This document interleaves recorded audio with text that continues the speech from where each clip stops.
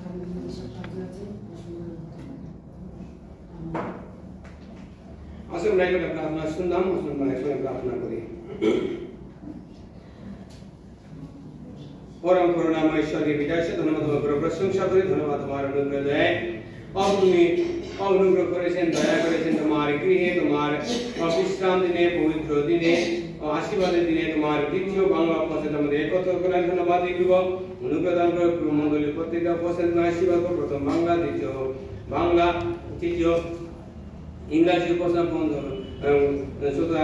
হিন্দি উপস্থান বিশ্বাস বৃদ্ধি পায়। অনুগ্রহ দান করো। ধন্যবাদ প্রার্থনা গ্রহণকারী ঈশ্বর, শ্রবণকারী ঈশ্বর, ধন্যবাদ অনুগ্রহ দান করো।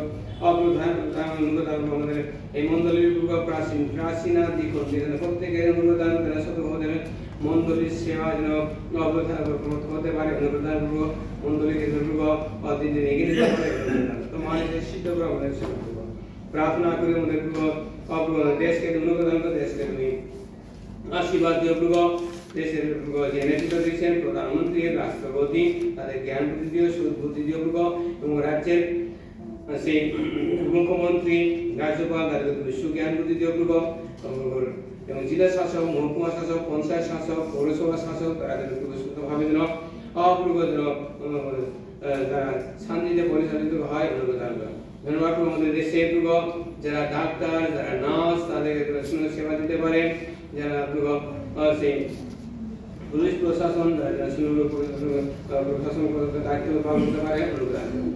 বিভিন্ন জায়গায় ঘটনা হচ্ছে সাহায্য করে, ঘটনা হচ্ছে সেগুলো না হয়, যে দোষী যদি সাজা হয় তোমার ধন্যবাদ পূর্বক প্রার্থনা শ্রবণকারী ঈশ্বর পূর্বক আমাদের প্রার্থনা শুনেছেন পূর্বক ধন্যবাদ দিচ্ছি আমাদের মহড়া বিশ্বাস। ধন্যবাদ দিচ্ছেন প্রার্থনা সমাজ সুস্থ রাখেন। সেই মমতা তার পরিবার মধ্যে তার দাদা হব, তার সেই দুই মেয়ে, সেই পরিবার এবং তার ছেলে, বৌমা এবং সেই নাতি বউ, তাদের প্রত্যেক তোমার পরিচয় পাই। অনুগ্রহ দান ধন্যবাদ প্রার্থনা শুনে প্রার্থনা রেখে সেই সঙ্গে তাদের সুস্থতা লাভ করতে হবে। এবং সঙ্গীরা সেই ছেলে এবং সেই স্বামী যেন পরিবর্তন হয়। ধন্যবাদ প্রার্থনা শুনেছেন গীতা দত্ত, ধন্যবাদ দিয়েছেন তাকে নিয়ে আসছেন, তার দাঁতের যন্ত্রণা ব্যথা রয়েছে, প্রশংসা করতে শপথ করবো। প্রার্থনা করে আমাদের পূর্ব ঋণপদ হালদার তাকে এই পর্যন্ত পরিচালনা করে নিয়ে আসেন। প্রার্থনা করেছেন পূর্ব তিনি পূর্ব সে তোমার উপরে বিশ্বাসের তুমি সুস্থ রাখো, তার পরিবার, স্ত্রী, সন্তানরা পরিবর্তন হয়। পূর্ব অনুপ্রদান করো, তার প্রার্থনা গ্রহণ করেছেন, বিশেষ করে ধন্যবাদ সভা মল্লিক, ধন্যবাদ সেই তার প্রার্থনা তুমি শুনেছেন প্রভু, সেই ভারতী জানার প্রার্থনা রেখেছেন, সুস্থতা লাভ করেন। অনুপ্রদান করেন প্রার্থনা করেছেন প্রভু সেই সঙ্গীতার সেই স্বামী ছেলের জন্য পরিবর্তন হয়। প্রার্থনা সেই স্বামী যেন পরিবর্তন হয়, স্বামী তোমার ক্রিয়া আসে আপনি শোনে তোমার সন্তানের অংশগ্রহণ করতে পারেন। প্রার্থনা করি প্রভু সেই সবার মেয়ে শিশুদাতা এবং তার দুই ছেলে রয়েছেন যিশু এবং জয়েল, তাদের সুস্থ রাখার ধন্যবাদ পূর্ব প্রার্থনা গ্রহণকারী ঈশ্বর। ধন্যবাদ প্রার্থনা শুনেছেন আমাদের রাজেশ সাহা, ধন্যবাদ বাংলাদেশের জন্য প্রার্থনা করেছেন, শান্তি ফিরে আসে। অনুগ্রহ দান এবং প্রার্থনা করেছেন তার ছেলে সিদ্ধার্থ সেই পায়ে তোলায় যে তারা সুস্থতা লাভ করেন। অনুগ্রহ দান করব এবং চাকরির প্রয়োজন রয়েছেন, বৌমাও চাকরির প্রয়োজন রয়েছে হতে পারে। অনুগ্রহ দান করবো সেই পরিবর্তন করো এবং সুস্থতা দান করো, মাকে সুস্থ রাখো এবং স্ত্রী সুস্থ রাখো। রাজেশকে অনুগ্রহ দান করছে সে শুধুমাত্র তোমার রাজেশ নিজেকে ব্যবহার করতে পারে। ধন্যবাদ প্রার্থনা শুনছেন আমাদের মঞ্জু বংশ, ধন্যবাদ তাকে ঘরে নিয়ে আসছেন, সেই আর্থিক হসপিটালের জন্য সমস্যার জন্য প্রার্থনা রেখেছেন এবং সেই আমাদের আর্থিক সুস্থ রাখেন প্রার্থনা রেখেছেন। আমাদের সেই বিজয় রয়ে পরিবারকে তুমি অনুগ্রহ দান করো, তাদেরকে সেই সান্ত্বনা দাও এবং সেই পরিবারে তুমি অনুগ্রহ দান করো, তাদেরকে তুমি অপূর্ণ করবো। ধন্যবাদ আমাদের প্রত্যেকের প্রার্থনা শুনেছেন, সেটার মধ্যে প্রার্থনা নিবেদন দেখা করতে হবে, তাদের প্রার্থনা সন্তান তুমি শুনেন এবং উত্তর দিয়ে থাকেন। ধন্যবাদ কথা যিশু নামে স্যার, আমেন। আমরা সকলে দাঁড়াই এবং আমাদের সব কান বয়ে এখন কোরিয়াতে পৌঁছে এখানে তোমার গৌরব করছেন প্রভু, ওনাদেরকে তোমার আশীর্বাদে রাখিও, সুস্থ রাখিও এবং তোমার গৌরবের জন্য ওনাকে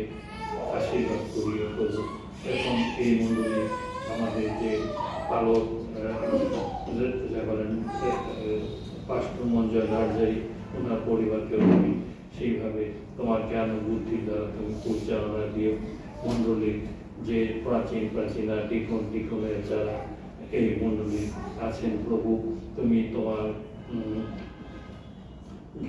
জ্ঞান ও বুদ্ধির দ্বারা তুমি পরিচালনা দেওয়ার জন্য এই মণ্ডলীর প্রতি তাদের যে দায়িত্ব তা যেন তোমার আশীর্বাদে সুন্দরভাবে পালন করতে পারে এবং মণ্ডলীর জন্য শক্তিশালী হয়, তুমি আশীর্বাদে রাখিও প্রভু।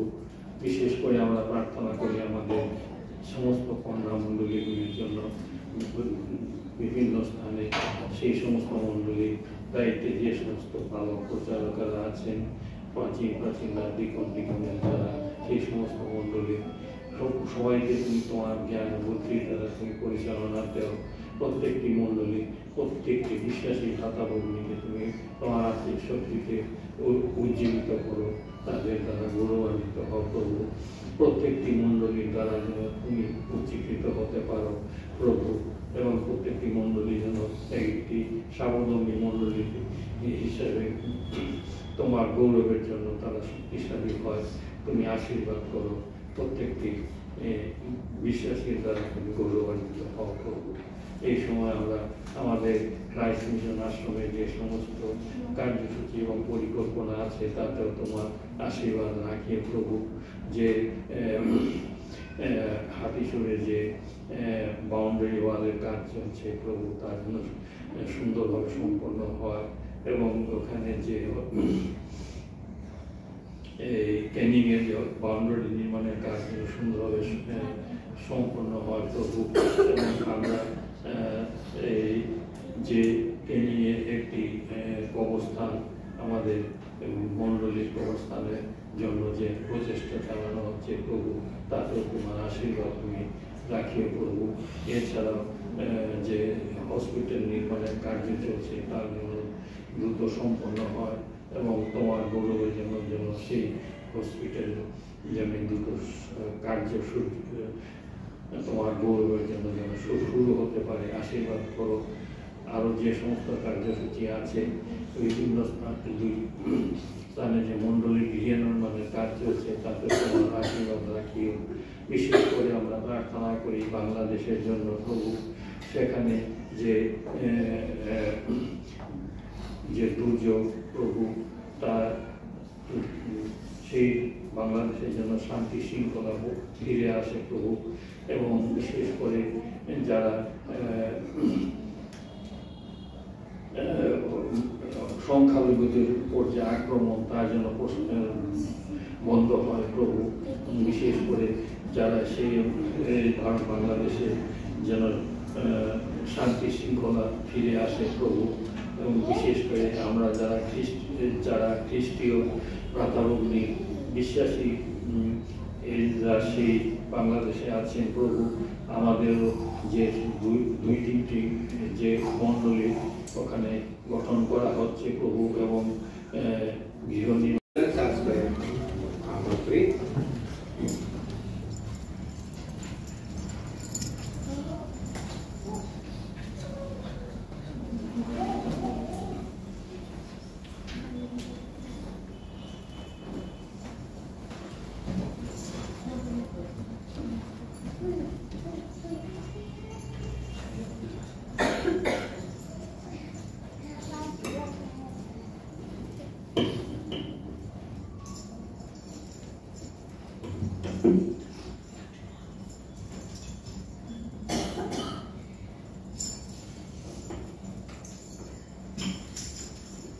শুদ্ধ সুন্দর ঈশ্বপুত্র তুমি যিশু দাবনা, প্রাণের প্রদীপ জেলে আজি আমি, প্রাণের প্রদীপ জেলে আজি আমি, তোমাকে করি প্রণাম, তোমাকে করি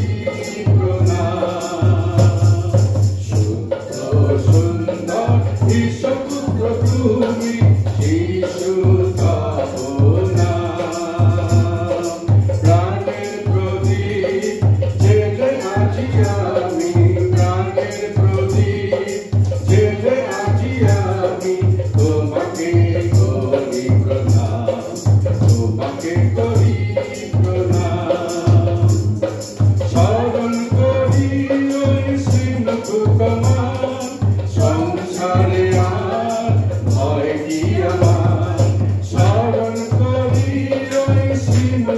তোমার সংসারে আর ভয় কি আমার শুধু যেন আমি সৎ কাজে প্রভু শুধু যেন আমি সৎ কাজে প্রভু হতে পারি সফল তোমাকে করি প্রণাম শুদ্ধ সুন্দর ঈশ্বরপুত্র তুমি যিশু তব নাম প্রাণের প্রদীপ জেলে আজি আমি প্রাণের প্রদীপ জেলে আজি আমি তোমাকে করি প্রণাম তোমাকে করি প্রণাম রয়েছো আমার চোখের আড়ালে মনে হয় তুমি যে নাই আমি যে রয়েছি নয়নে তোমার সে কথা ভুলে যাই রয়েছো আমার চোখের আড়ালে মনে হয় তুমি যে নাই আমি যে রয়েছি নয়নে তোমার সে কথা ভুলে যাই এই চলার পথে ভয় যখন বাধা পায় কে যেন হৃদয়ে বলে ভয় নাই এই চলার পথে ভয় যখন বাধা পায় কে যেন হৃদয়ে বলে ভয় নাই সে যে প্রভু তুমি রয়েছো আমার সে যে প্রভু তুমি রয়েছো আমার হৃদয় দিবস তোমাকে করি প্রণাম শুদ্ধ সুন্দর ঈশ্বরপুত্র তুমি যিশু তব নাম প্রাণের প্রদীপ জেলে আজি আমি প্রাণের প্রদীপ জেলে আজি আমি তোমাকে করি প্রণাম তোমাকে করি প্রণাম তোমাকে করি প্রণাম আমেন ধন্যবাদ সুন্দরের জন্য।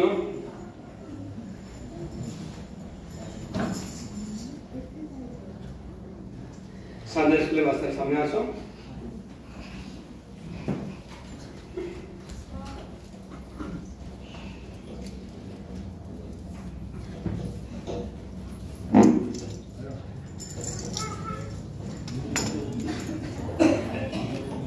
ডান হাত তুলি। দশ আজ্ঞা। প্রথম আজ্ঞা, আমার সাক্ষাতে তোমার অন্য দেবতা না থাকো। দ্বিতীয় আজ্ঞা, তুমি আপনার নিমিত্ত পতিত প্রতিমা নির্মাণ করিও না। তৃতীয় আজ্ঞা, তোমার ঈশ্বরের নাম অনর্থ লইও না। চতুর্থ আজ্ঞা, তুমি বিশ্বাস দিন স্মরণ করে পবিত্র করিও। পঞ্চম আজ্ঞা, তোমার পিতাকে তোমার মাতাকে সমাদর করিও। ষষ্ঠ আজ্ঞা, হত্যা করিও না। সপ্তম আজ্ঞা, ব্যভিচার করিও না। অষ্টম আজ্ঞা, চুরি করিও না।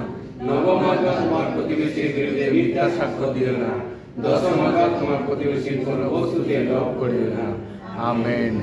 একসাথে ঈশ্বরের সেই আশীর্বাদ, ঈশ্বরের বাক্যের যে প্রেরণা,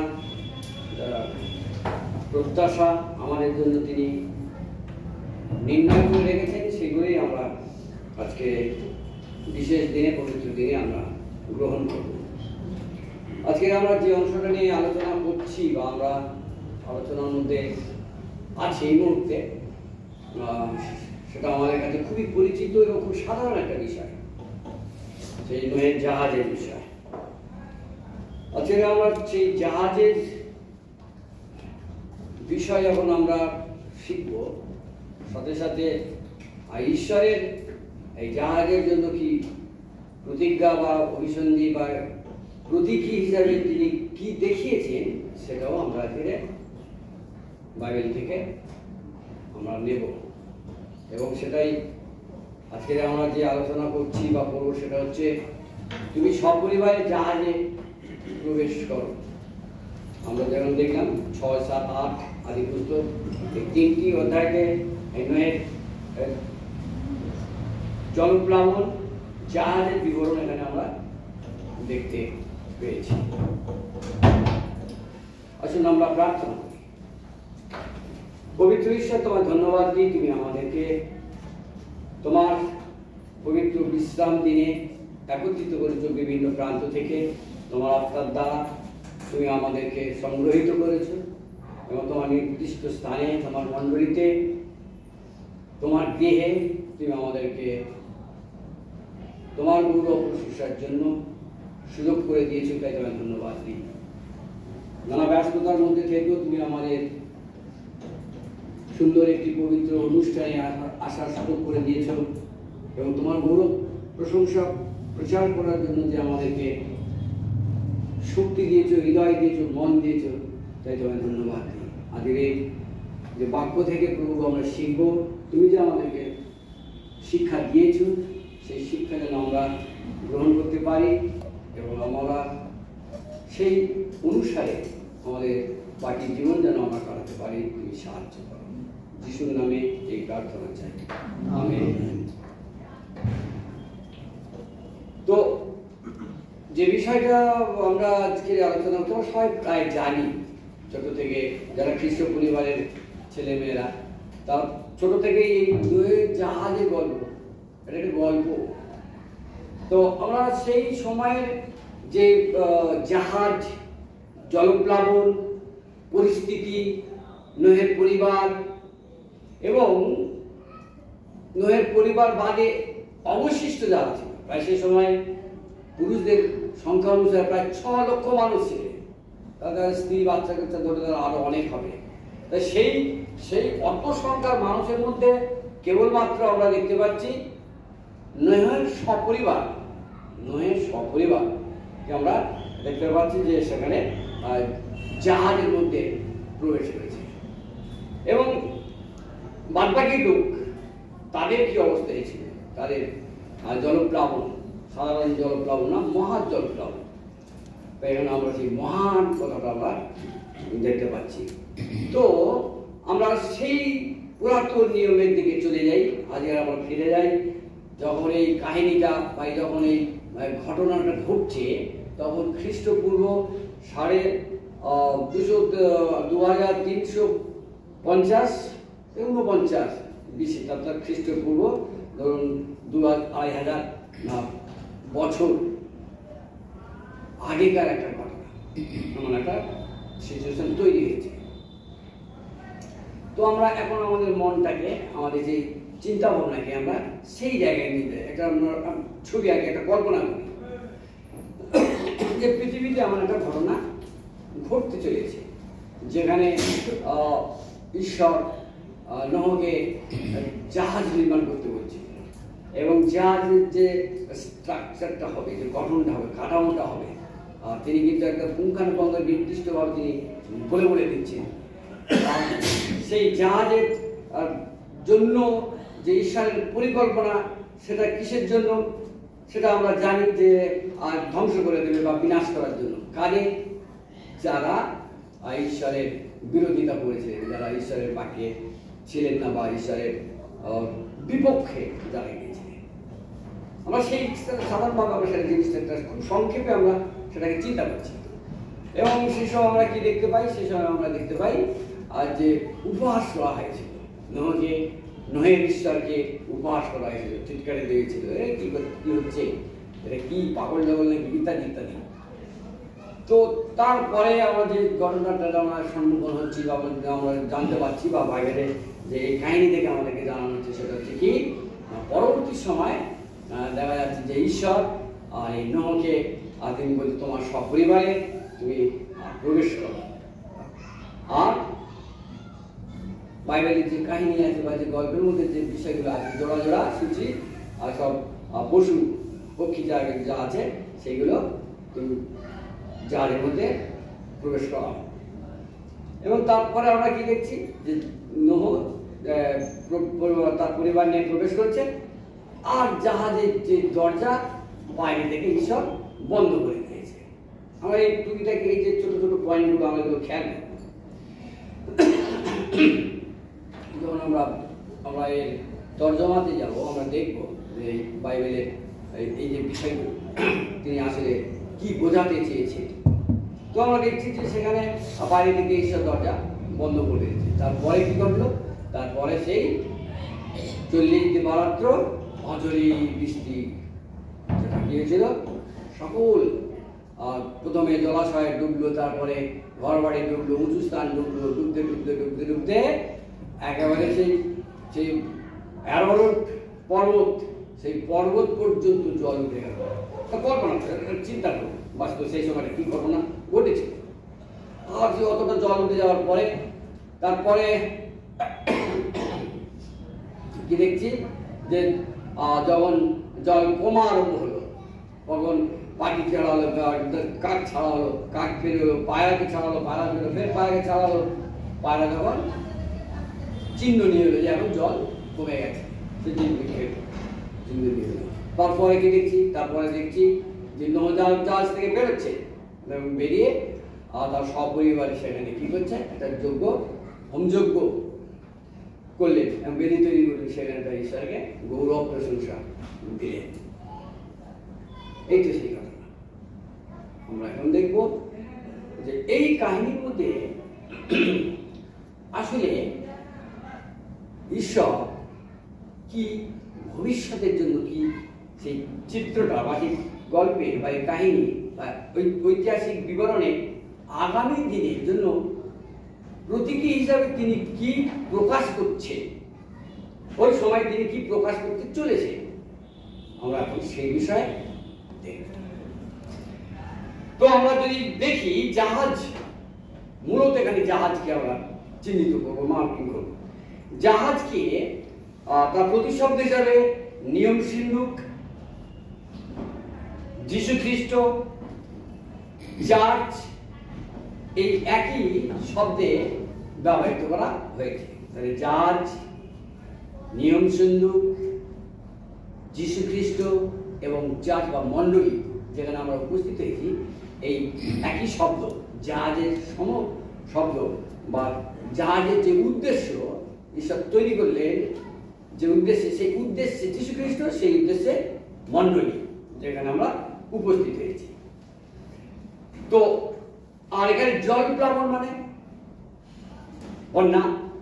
এখন আমরা এই যে চারিদিকে সেসব যে ড্যাম ভেঙে যাচ্ছে বা বন্যা হচ্ছে, সেই আমার টিভিতে দেখে, সেই জলস্রোত দেখে মানুষ ভেসে যাচ্ছে ইত্যাদি ইত্যাদি দেখে কি মনে হচ্ছে? আমরা এখন আমাদের ভয় হচ্ছে।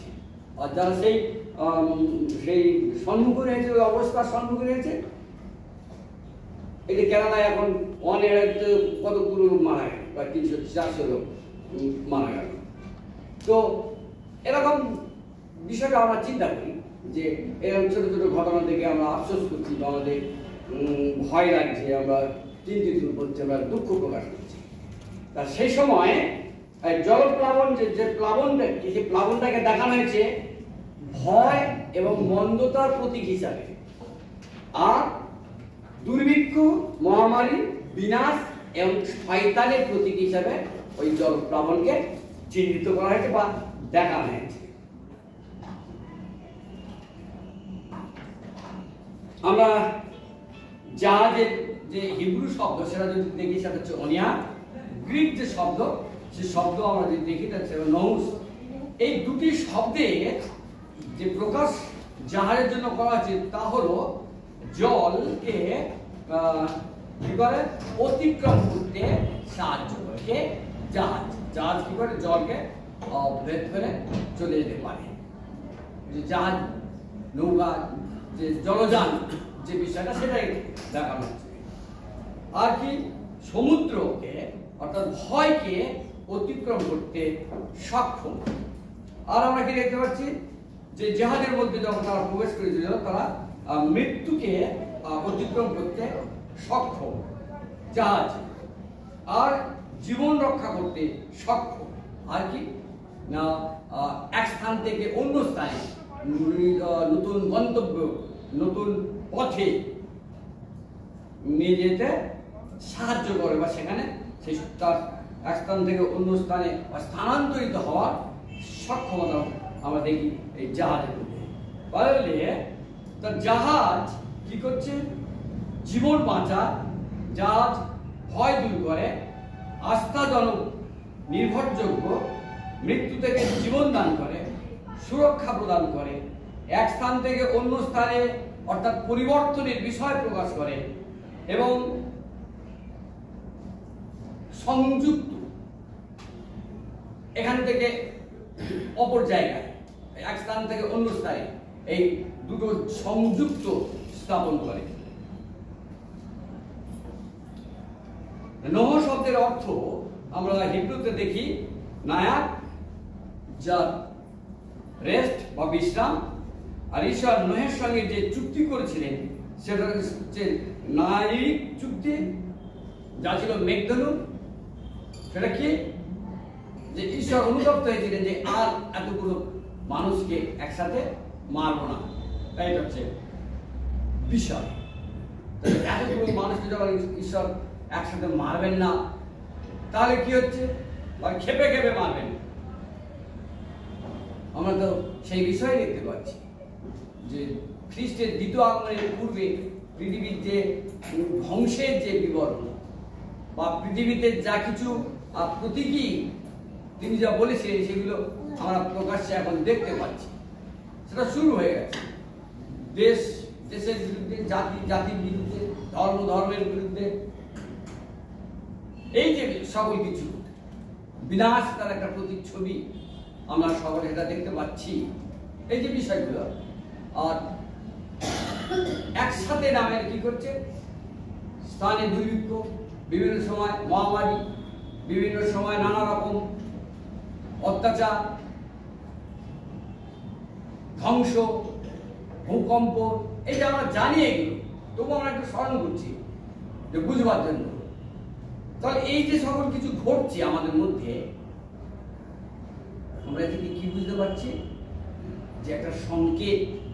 কোন সংকেত?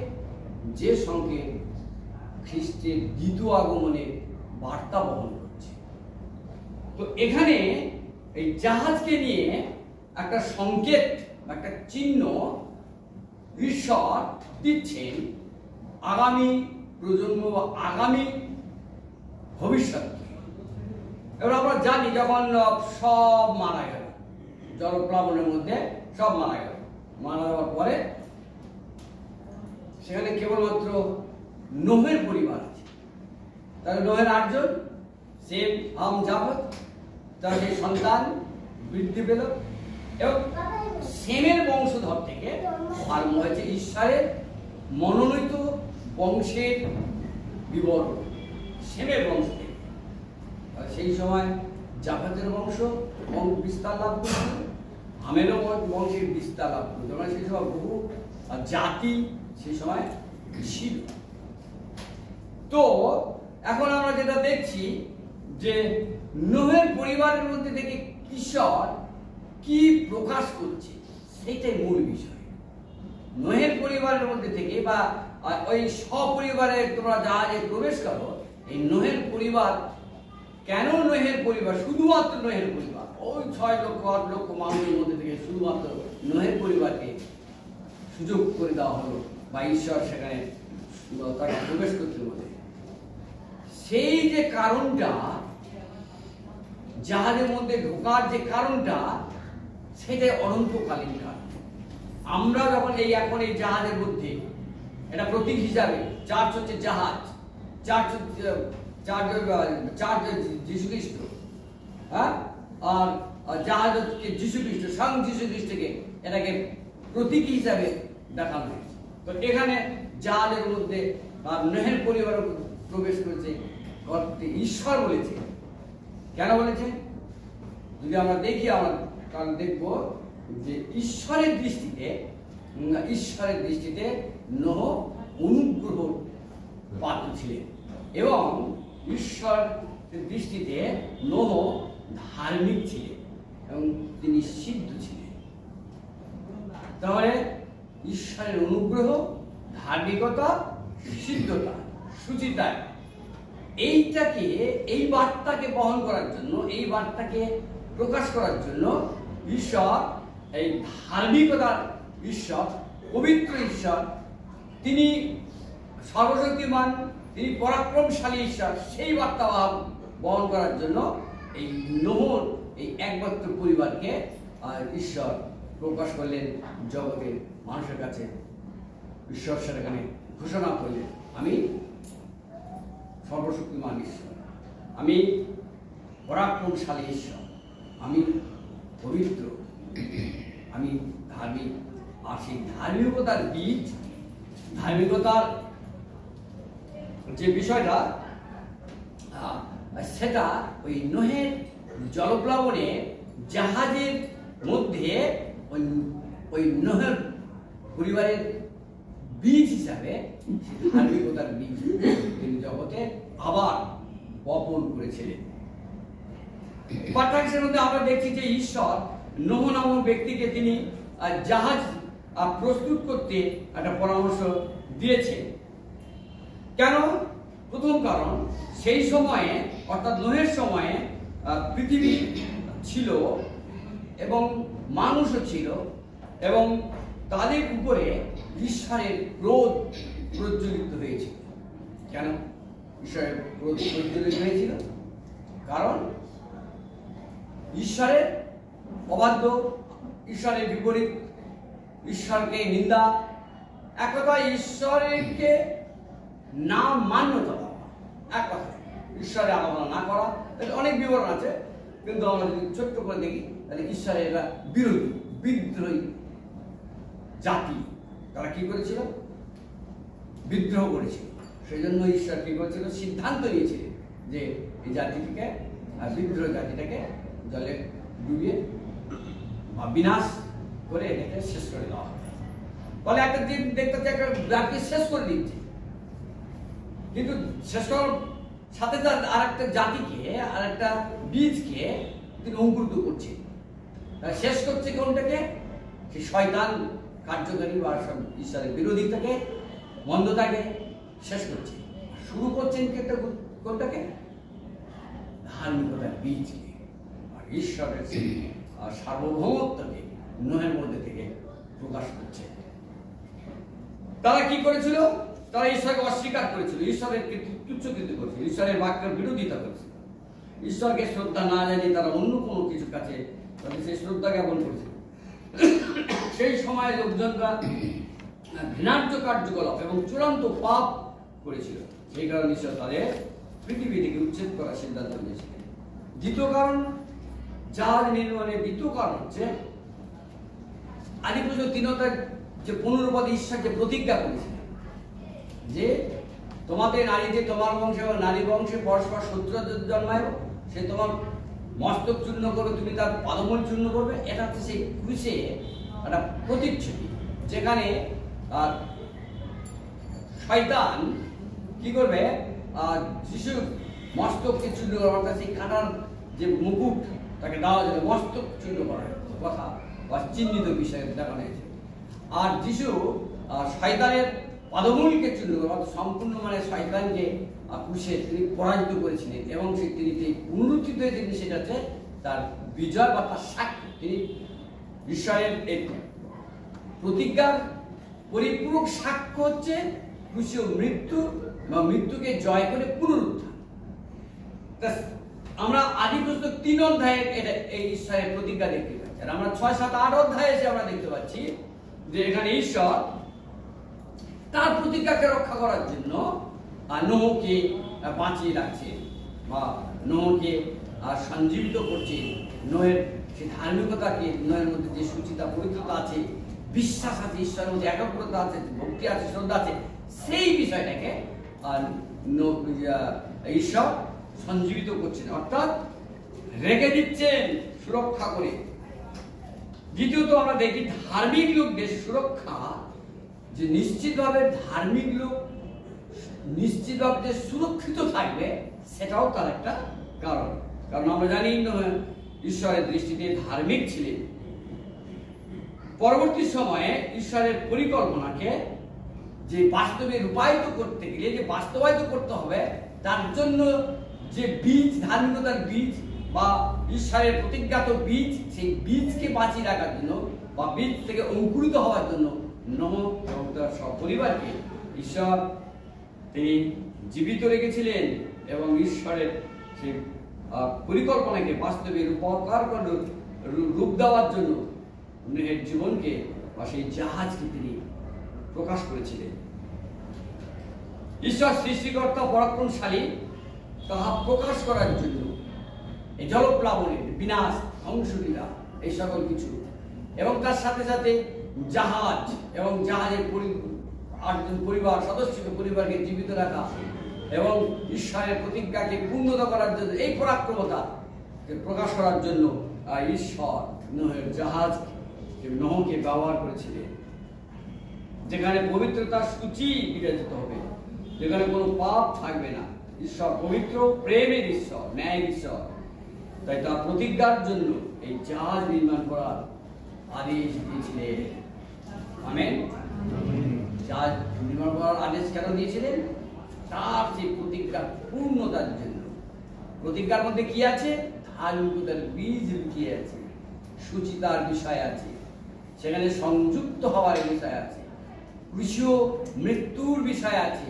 অর্থাৎ পরবর্তী সময় নোহে থেকে যে আবার সেই জাতি আরম্ভ হলো, তারপরে আবার ইসরায়েল জাতি চলে এলো, তারপর থেকে সেই ইসরায়েল জাতি থেকে একেবারে যীশু খ্রিস্ট পর্যন্ত এবং যীশু খ্রিস্ট থেকে মৃত্যু, তার মৃত্যুর পরে নতুন মণ্ডলী, এই মণ্ডলী পর্যন্ত সেই চিহ্নিত বিষয় প্রকাশ করা হয়েছে। শাস্ত্রে দেখি সেই সময়ে কম করে প্রায় 6 লক্ষ পুরুষের বিবরণ আমরা দেখতে পেয়েছি। আর কেন ঈশ্বর নোহকে বেছে নিলেন বা মনোনীত করলেন, আমরা শাস্ত্রে আমরা সেই বিষয়ে দেখতে পাই 6 অধ্যায় 8 থেকে 9 পদের মধ্যে। আমরা একটু আগে সেটাই বলেছি। কেন? তৎকালীন লোকদের মধ্যে নোহই ছিল ঈশ্বরের দৃষ্টিতে ধার্মিক এবং অনুগ্রহের পাত্র। তো আমরা এখনো ওই জায়গাটা আছি যে অনুগ্রহের পাত্র এবং ধার্মিকতার বীজ প্রকাশ করতে চলেছেন ঈশ্বর নোহে জাহাজে। এই বিবরণের মধ্যে থেকে বা এই ঘটনার মধ্যে থেকে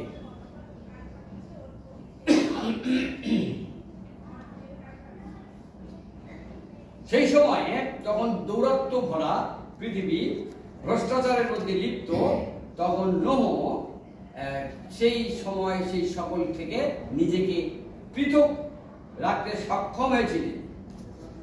তিনি ঈশ্বরের বাক্যে বিশ্বস্ত ছিলেন, তার আজ্ঞা পালনের মধ্যে দিয়ে জীবনযাপন করছিলেন।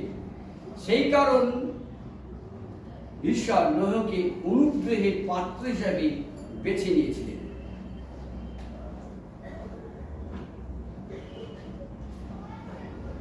একটা জিনিস আমরা ক্লিয়ার দিচ্ছি কি, ঈশ্বর তার ধার্মিকতার বীজ, ঈশ্বর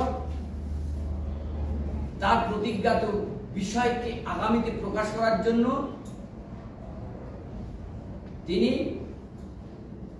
নোহকে এবং নোহের যে ক্যারেক্টার, সেই বিষয়কে তিনি নিশ্চিত করছেন যে আগামীতে কেমন ভাবে সেটা বাস্তবে রূপায়িত হবে। তো আমরা একটা বিষয় দেখলাম, আর অপর বিষয় দেখি আমরা যে অন্যদের জাহাজে প্রবেশ করতে দেওয়া হলো না কেন? এতগুলো লোকদেরকে জাহাজে প্রবেশ করতে দেওয়া হলো না কেন? তাহলে আমরা যদি দেখি, তাহলে আমরা দেখতে পাবো ঈশ্বরের ক্রোধের প্রতিফলে 40 দিন রাত যে বৃষ্টি হয়েছিল, তাদেরকে অর্থাৎ ঈশ্বর বিরোধী বা বিদ্রোহীকে তিনি জলের প্লাবনের দ্বারা মেরে দিয়েছিলেন।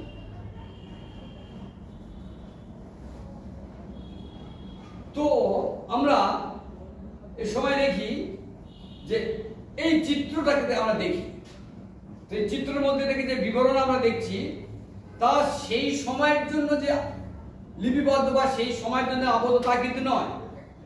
এই চিহ্ন বা এই সংকেত বা এই বিবরণ অনন্তকালের একটি বিবরণ, যা পৃথিবীর শেষ দিন পর্যন্ত এর সাক্ষ্য বহন করে নিয়ে যাবে নোহ এবং তার জাহাজ, অর্থাৎ ঈশ্বরের বাক্য শেষ দিন পর্যন্ত সাক্ষ্য বহন করবে। এই সময় আমরা একটি বিশেষ বিষয়ে আমরা একটু মার্ক করব, সেটাই হচ্ছে আজ দিনে এই বাক্যের সারাংশ। কি বিষয়? ঈশ্বরের বাক্য অনুসারে জাহাজ প্রস্তুত করতে নোহকে বললেন এবং তার একটা পূর্ণাঙ্গ একটা স্ট্রাকচার দিলেন। আমরা সেখানে দেখতে পাই 300 হাত লম্বা, 50 হাত চওড়া, 30 হাত উচ্চতা, বাতায়ন থাকবে, 3 তলা থাকবে, প্রবেশদ্বার থাকবে, গম্বুজ থাকবে বা মাস্তুল থাকবে। একটা পুঙ্খানুপুঙ্খ ঈশ্বরের বাক্যের যে স্ট্রাকচার, ঈশ্বরের বাক্যের যে নির্দেশ, ঠিক সেই নির্দেশ অনুসারে নোহ জাহাজ তৈরি করেছিলেন। কারণ সেটাই ছিল পৃথিবীতে প্রথম জাহাজ। কারণ এই জাহাজ নৌকা সম্বন্ধে কারো কোনো ধারণা ছিল না। যেভাবে ঈশ্বর বলেছেন নোহ ঠিক সেইভাবেই করেছে। এই স্ট্রাকচারটা আমরা দেখি, জাহাজের যে স্ট্রাকচারটা তৈরি করলেন, আর জাহাজ থেকে কি করা হলো? জীবন দান করা হলো, ঈশ্বরের বীজ বপন করা হলো, ঈশ্বরের ধার্মিকতাকে প্রকাশ করা হলো। ঠিক তেমনি ভাবে নোহের জাহাজের ন্যায় নতুন নিয়মে মানব জাতির পরিত্রাণের জন্য এক নতুন জাহাজ, যে জাহাজটা কেমন? একটা নতুন জাহাজের একটা স্ট্রাকচার আবার ঈশ্বর দিচ্ছে। নতুন জাহাজ, পুরাতন জাহাজ কোনটা? নোহের জাহাজ। নতুন জাহাজ কোনটা? সেটাকে এবার ঈশ্বর দিচ্ছেন, সেটাকে স্ট্রাকচার দিচ্ছেন, বলছে এই জাহাজটা কেমন ভাবে তৈরি করা।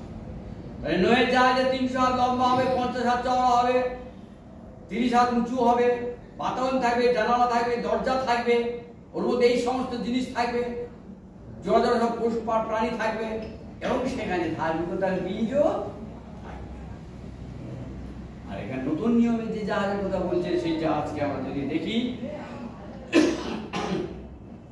এখানে নতুন নিয়মে যে জাহাজ, সেই জাহাজ স্বয়ং যীশু খ্রিস্টের কাঠামোতে দেখানো হয়েছে।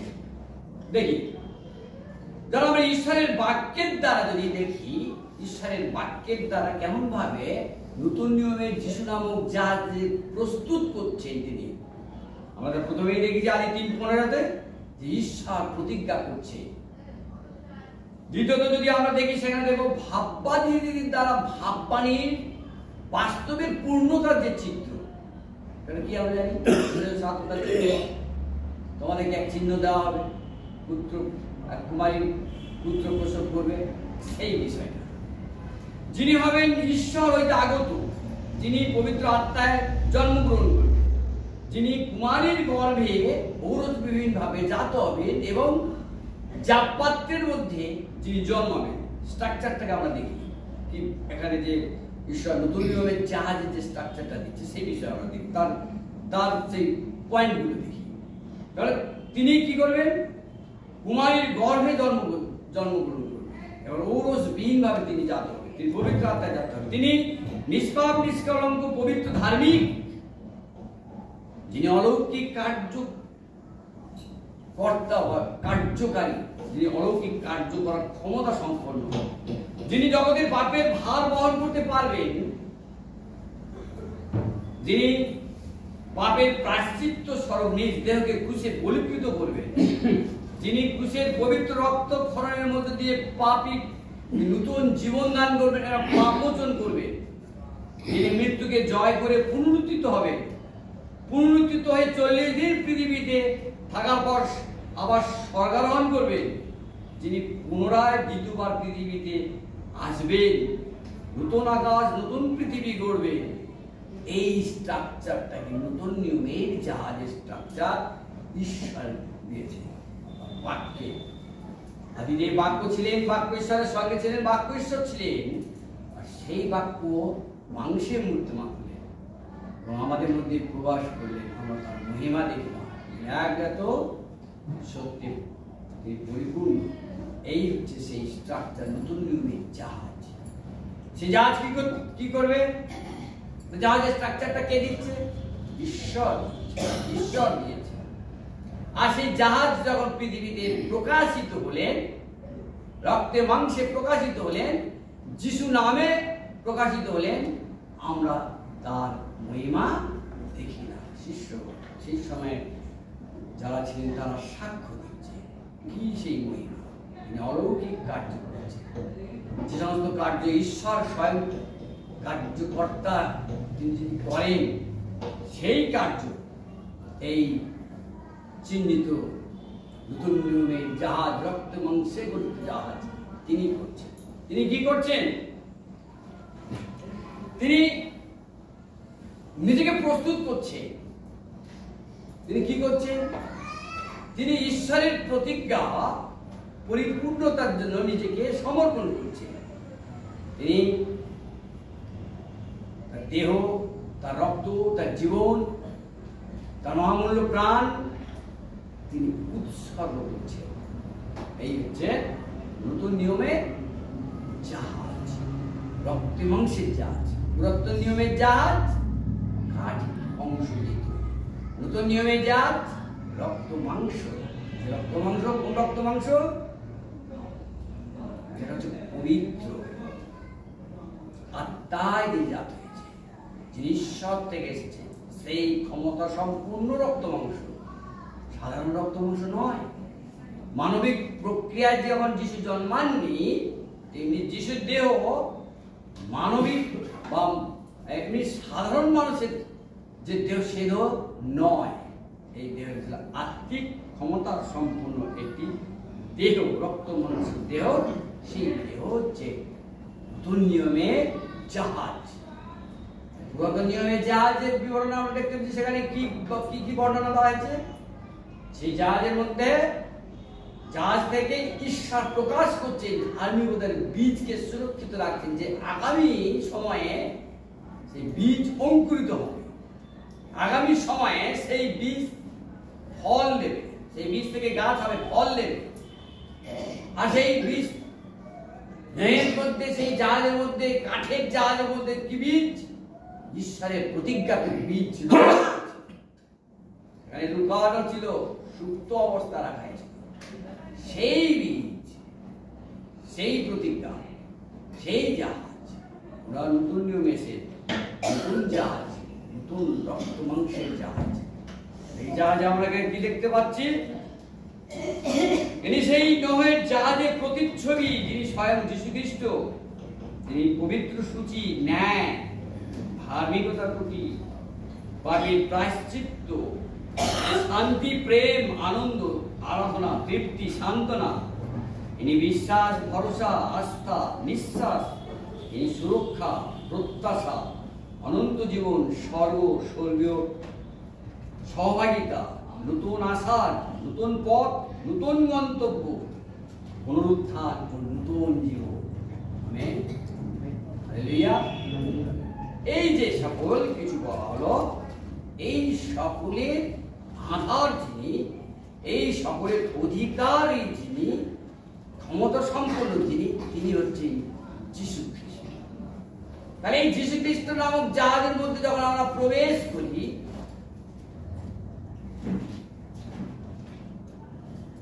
নোহের জাহাজের মধ্যে যখন জাহাজটির মধ্যে নোহের পরিবার প্রবেশ করেছিল, তারা সুরক্ষিত ছিল। সুরক্ষিত ছিল বলেই 40 দিন দিবারাত্র জল, বন্যা, প্লাবনের মধ্যে থেকে সকল প্রাণী উচ্ছিন্ন, মনুষ্য উচ্ছিন্ন হওয়ার পরেও তারা নতুন জীবন পেয়েছিলেন। তাদের নতুন আশা, নতুন প্রত্যাশা, নতুন ভাবে তারা ঈশ্বরের গৌরব প্রশংসা, তারা জীবন শুরু করেছে, জীবন সুরক্ষিত ছিল। ঠিক তেমনি ভাবে এই পুরাতন নিয়ম, এই নতুন নিয়মে যে রক্তে মানুষের জাহাজকে যেটা চিহ্নিত করা হয়েছে, সেখানে কি আছে? এখানে আমরা দেখতে পাচ্ছি যে প্রেম, আনন্দ, শান্তি, আরাধনা, তৃপ্তি, সান্ত্বনা, অনন্ত জীবন, স্বর্গের স্বর্গীয় আরাধনা।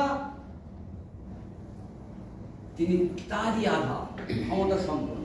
আর যারা এই জাহাজে, যিশু নামক জাহাজে প্রবেশ করবেন, তারা এই সকলের অধিকারী হবে। আমেন। তাই আমরা কি বলি? আমরা খ্রিস্টের সন্তান, আমরা কি বলি? ঈশ্বরের সন্তান, আমরা স্বর্গের সন্তান, আমরা পুনরুত্থানের সন্তান, আমরা মণ্ডলীর বিশ্বাসী, আমরা খ্রিস্টের বিশ্বাসী। আমরা বলি, কেন বলি?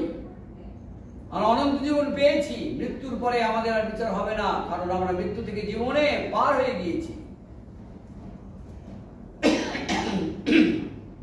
জুন 5:24 আমরা সেই বিষয় পাই, মৃত্যু থেকে জীবনে পার হয়ে গেছি। আমরা কোন ক্ষমতার বলে, কোন অধিকারে, কোন শক্তিতে আমরা বলি যে আমরা মানব জগৎ থেকে আমরা পৃথক? ঈশ্বর আমাদেরকে জগৎপত্রের পূর্বেই আমাদের মনোনীত করেছেন, আমাদেরকে আহ্বান করেছেন, তিনি আমাদেরকে তার জাহাজের মধ্যে প্রবেশ করিয়েছেন, তার মণ্ডলীতে প্রবেশ করিয়েছেন। কখন বলি, কেন বলি? এই জন্য বলি ঈশ্বর আমাদেরকে জগৎপত্রের পূর্ব থেকেই মনোনীত করেছিলেন, যেন আমরা নিরূপিত সময়ে সেই পরিত্রাণের জাহাজে আমরা প্রবেশ করি। আর আমরা দেখি জাহাজ কি করে? এক স্থান থেকে অন্য স্থানে নিয়ে যায়, স্থানান্তরিত করে, পরিবর্তন করে। আর আমরা যখন যিশুতে এসেছি তখন আমরা পরিবর্তিত, পুরাতন বিষয়গুলো অতীত করে আমরা নতুন বিষয়, নতুন ভাবে, নতুন চিন্তায়, নতুন পথে আমরা প্রবেশ করেছি, স্থানান্তরিত হয়েছি। জগৎ থেকে আমরা ঈশ্বরের রাজ্যে, কুবিশ্বাস, অন্ধবিশ্বাস এই সকল থেকে আমরা খ্রিস্ট প্রকৃত বিশ্বাসে আমরা পদার্পণ করেছি। আমরা বলি যে আমরা মৃত্যুর পরে স্বর্গে যাব, আমরা খ্রিস্টের সন্তান। আমরা বলি আমরা খ্রিস্টান, আমরা বলি আমরা যিশুকে বিশ্বাস করেছি। আমরা বলেই আমাদের পাপ সকল যিশুর রক্তে সুচিকৃত হয়েছে। আমরা বলি আমরা শ্বেত বস্ত্র পরিহিত। আমরা বলি যে খ্রিস্টের দ্বিতীয় আগমনে নতুন আকাশ, নতুন পৃথিবীর সেই সময়ে আমরা সকলে একসাথে ঈশ্বরের সাথে তার সহভাগিতায় সহভাগী হব। আমরা বলি আমরা শান্তিতে আছি, আমরা বলি আমরা খ্রিস্টেতে আছি, আমরা বলি ঈশ্বরের বাক্যের দ্বারা আমরা আছি, আমরা আত্মায় আছি, আত্মায় আমরা পরিচালিত হচ্ছি। আমরা বলি, কারণ এটাই হচ্ছে সত্য, এটাই হচ্ছে সেটা শর্ত। জাহাজের মধ্যে প্রবেশ করলে তার মধ্যে এই এই এই গুণ থাকবে। তাই যখন আমরা জাহাজের মধ্যে প্রবেশ করেছি, যিশুতে প্রবেশ করেছি, বাক্যেতে প্রবেশ করেছি, মণ্ডলীতে প্রবেশ করেছি, তখন আমরা নিরাপদ। জাহাজ এক স্থান থেকে যে অন্য স্থানে নিয়ে গিয়ে আরারোহ পর্বত পর্যন্ত তাদেরকে নিয়ে গিয়েছিল, যেখানে নতুন ভাবে যজ্ঞবেদী, হোম যজ্ঞ, যেখানে নোহ তার পরিবার দিয়েছিলেন, ঈশ্বর আরাধনা করেছে। ঠিক তেমনি ভাবে আমরা যখন যিশু নামক জাহাজে প্রবেশ করেছি, তখন সেই জাহাজ আমাদের কোথায় নিয়ে যাচ্ছে? জাহাজ আমাদেরকে নিয়ে চলেছে কোথায়? নতুন আকাশ, নতুন পৃথিবীর দিকে। জাহাজ আমাদেরকে নিয়ে যাচ্ছে অনন্ত জীবনের দিকে, স্বর্গীয় অনন্ত স্বর্গের দিকে নিয়ে যাচ্ছে। জাহাজ আমাদেরকে নিয়ে যাচ্ছে পুনরুত্থানের সন্তানের অধিকারের দিকে। জাহাজ আমাদেরকে নিয়ে যাচ্ছে সূচি পবিত্রতার মধ্যে থেকে, জগৎ থেকে পৃথক করে, জগতের পাপ, পঙ্কিলতা, এই সকল কিছু থেকে আমাদেরকে ভেদ করে নিরাপদে, নির্বিঘ্নে, প্রেম, ঐক্য, শান্তির দ্বারা আমাদেরকে সেই জাহাজ নিয়ে চলে যাচ্ছে। আমরা ভাগ্যবান। নোহ যেমন ভাগ্যবান ছিলেন, নোহে যেমন ঈশ্বরের অনুগ্রহ প্রাপ্ত হয়েছিলেন, সেই জন্য কেবলমাত্র অত লক্ষ মানুষের মধ্যে নোহ এবং তার পরিবার জীবন ফিরে পেয়েছিলেন। ঠিক তেমনি ভাবে এই সময়ে পৃথিবীর এই জগতের মধ্যে বহু মানুষের মধ্যে, কোটি কোটি মানুষের মধ্যে ঈশ্বর আমাদের পরিবারকে সব পরিবারে তিনি আমাদেরকে জাহাজে প্রবেশ করিয়েছেন। হালেলুয়া। তিনি আমাদেরকে সেই জাহাজে প্রবেশ করে আমাদেরকে নিয়ে চলে যাচ্ছেন। কিন্তু সাথে সাথে আমরা এটা দেখবো, কারা জাহাজে প্রবেশ করতে পারে। কারা? আমরা তো জাহাজে প্রবেশ করেছি কোন পদ্ধতিতে, কিভাবে? আমরা জাহাজে যারা প্রবেশ করেছি ঈশ্বরের অনুগ্রহে আমরা জাহাজে প্রবেশ করেছি যীশু খ্রিস্টের বিশ্বাসের দ্বারা, ঈশ্বরের বাক্যের বিশ্বাসের দ্বারা, ঈশ্বরের পরিকল্পনার যে যীশু খ্রিস্ট, সেই যীশু খ্রিস্টের বিশ্বাসের দ্বারা, আমাদের মন পরিবর্তনের দ্বারা, নতুন জন্মপ্রাপ্ত হয়ে প্রভুর বোঝের অংশী হয়ে আমরা জাহাজে প্রবেশ করতে পেরেছি। নোহ তার পরিবার যখন জাহাজের মধ্যে প্রবেশ করেছিলেন, তারা কি করেছিলেন? জোনার ন্যায়, যখন জোনা সেই জাহাজ থেকে ফেলে দেওয়া হলো আর মাছের উদরের মধ্যে ছিল, জোনার ন্যায় ঈশ্বরের গৌরব প্রশংসা করেছিলেন। যিশু সেই নৌকা যখন ঝড় থামিয়েছিলেন শিষ্যদের সাথে, সেখানে ঈশ্বরের সুসমাচার, খ্রিস্টের সুসমাচার প্রচার করেছিলেন। ঠিক তেমনি ভাবে আমরা যখন জাহাজের মধ্যে আছি, যিশু নামক জাহাজের মধ্যে আছি, মণ্ডলী নামক জাহাজের মধ্যে আছি, তখন আমরাও এখানে ঈশ্বরের গৌরব প্রশংসা প্রচার করছি। নোহ বাইরে গিয়ে কি করেছিলেন? আমরা চার্চের মধ্যে আছি, ধরেই নিচ্ছি আমরা জাহাজের মধ্যে আছি, আমরা কি করছি? ঈশ্বরের গৌরব প্রশংসা। নোহ তাই করেছিলেন, জোনাও তাই করেছিলেন, যীশু খ্রিস্ট তাই করেছিলেন। তারা যখন বাইরে গেলে, জাহাজের বাইরে গেলে, তারা কি করেছিলেন? ঈশ্বরের ধন্যবাদ এবং কৃতজ্ঞতা প্রকাশ করেছিলেন। ঠিক তেমনি ভাবে আমরা যখন জাহাজের বাইরে যাব, যখন আমরা আমাদের পৃথিবীতে যাব, আমরা মণ্ডলীর বাইরে যাব, চার্চের বাইরে যাব, ঠিক তেমনি ভাবে যেন আমাদের সাক্ষ্য থাকে যে ঈশ্বরের গৌরব প্রশংসা, ঈশ্বরের কৃতজ্ঞতার বিষয়ে আমরা যেন দিতে পারি।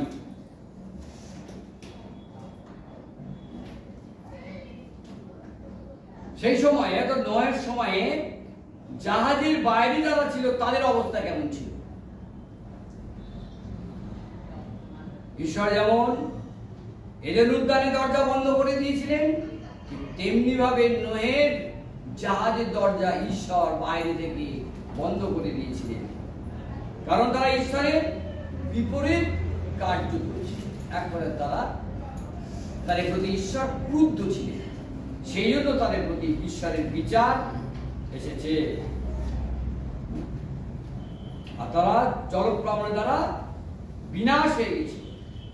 ঠিক তেমনি ভাবে যারা মণ্ডলীর বাইরে, খ্রিস্টের বাইরে, ঈশ্বরের বাক্যের বাইরে, ঈশ্বরের রাজ্যের বাইরে, অর্থাৎ যারা এখনো পর্যন্ত খ্রিস্টকে গ্রহণ করতে পারেনি, বিশ্বাস করতে পারেনি, ফিরে আসতে পারেনি, তারা এই জলপ্লাবনের ন্যায় নতুন নিয়মে, নতুন ভাবে বলা হচ্ছে, তারা অগ্নির হ্রদে নিক্ষিপ্ত হবে। আমেন। তাদেরকে জলপ্লাবনের দ্বারা মারা হয়েছিল সেই সময়। এই সময়ে কথা বলা হচ্ছে তারা নরকগামী হবে, যারা যিশু নামক জাহাজে যারা বাইরে থাকবে, যারা যিশুকে বিশ্বাস করতে পারেনি এখনো পর্যন্ত। অর্থাৎ জাহাজকে প্রতীকের চিহ্ন হিসেবে দেখানো হয়েছে যজ্ঞবেদী, নিয়ম সিন্ধু, যিশু খ্রিস্ট এবং মণ্ডলী। জাহাজ পরিত্রাণের প্রতীক, সুরক্ষার প্রতীক, আস্থার প্রতীক, ঈশ্বরকে ধন্যবাদ কৃতজ্ঞতা জ্ঞাপন করিবার প্রতীক, ঈশ্বরের বাক্যে বিশ্বাস ও নির্ভরতার প্রতীক, ঈশ্বরের সহিত সংযুক্ত হওয়ার প্রতীক।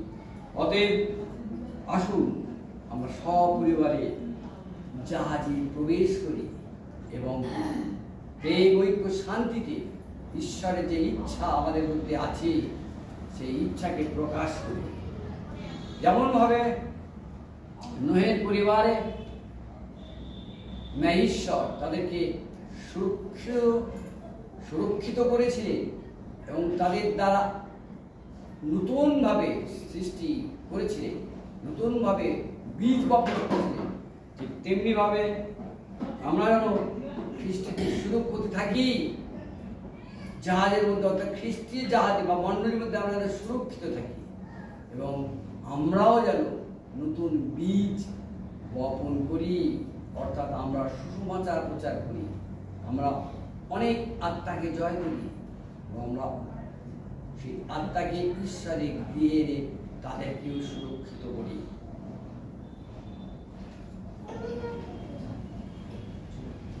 আমরা যেন শেষ দিন পর্যন্ত ঈশ্বরের যে পরিত্রাণ তিনি আমাদের দিয়েছেন সেই পরিত্রাণের মধ্যে থাকি, ঈশ্বরের সাথে থাকি, ঈশ্বরের বাক্যের বাধ্যতায় থাকি, নতুন আকাশ নতুন পৃথিবীর সহিত সংযুক্ত হই প্রত্যাশায় আমরা আমাদের এই জীবন, খ্রিস্ট জীবন যা অনুগ্রহ করে ঈশ্বর আমাদেরকে দিয়েছে তা আমরা শেষ পর্যন্ত সুরক্ষিত রাখি। ঈশ্বর তার আপন বাক্যে আশীর্বাদ প্রার্থনা করি।